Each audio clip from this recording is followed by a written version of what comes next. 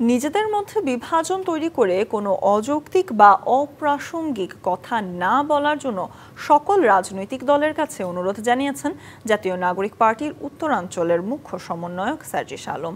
দুপুরে দলীয় কার্যক্রমকে গতিশীল করার লক্ষ্যে নীলফামারী সফরে গিয়ে তিনি একথা বলেন।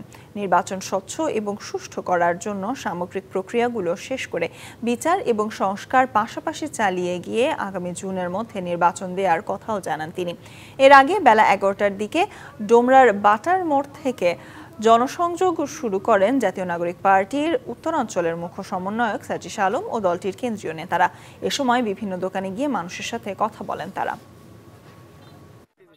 আমরা নিজেদের ভিতরে বিভাজন তৈরি করে এমন কোনো অযৌক্তিক অপ্রাসঙ্গিক কথা যেন না বলি।